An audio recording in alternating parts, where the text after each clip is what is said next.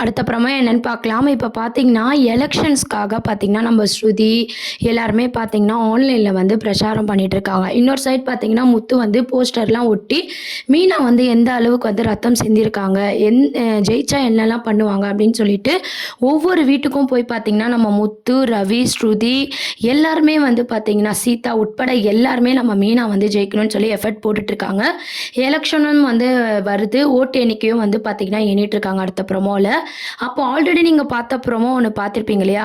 ஓட்ல வந்து சிந்தாமணி ஜெயிக்கிற மாரி ஒரு ப்ரோமோ போட்டிருப்பாங்க. அது வந்து உண்மை கிடையாது. அது என்ன அப்படின்னு பார்த்தீங்கன்னா, ஓட்டு வந்து அனௌன்ஸ் பண்ணுவாங்க இல்லையா? யார் வந்து இப்போதைக்கு லீடிங்ல இருக்காங்க அப்படின்ற மாரி அனௌன்ஸ் பண்ணுவாங்க.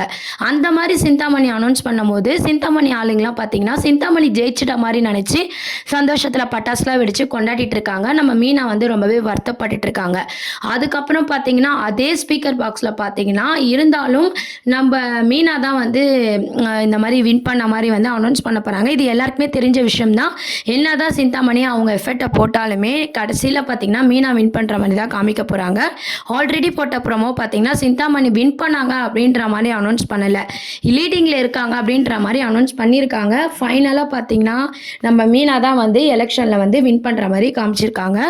உடனே வந்து ஆல்ரெடி நம்ம முத்துவ பத்தி தெரியும். டான்ஸ் பெர்ஃபார்மன்ஸ்லாம் வந்து செமையா மாஸா வந்து மீனா டீம் பண்ணிட்டு இருப்பாங்க. மீனா வின் பண்ணணும் ஸ்ருதி எல்லாருக்குமே வந்து ரொம்பவே சந்தோஷமா இருக்கு. எல்லாரும் செம்மையா வந்து அத கொண்டாடிட்டு இருக்காங்க. அதுக்கப்புறம் மீனாவுக்கு வந்து எல்லா பூக்காட எல்லாருக்குமே வந்து மீனா வந்து நன்றி சொல்றாங்க. அவங்க சொன்ன வாக்குறுதியில வந்து நான் கண்டிப்பா காப்பாத்துவேன் அப்படின்ற மாரி மீனா வந்து அந்த எலக்ஷன்ல வின் பண்ணிறாங்க. அதுக்கப்புறம் மேளதாளத்தோட பார்த்தீங்கன்னா, முத்து வந்து மீனாவ அவர் வீட்டுக்கு அழைச்சிட்டு போறாரு. இத பார்த்த விஜயா வந்து ரொம்பவே கடுப்பாவுறாங்க.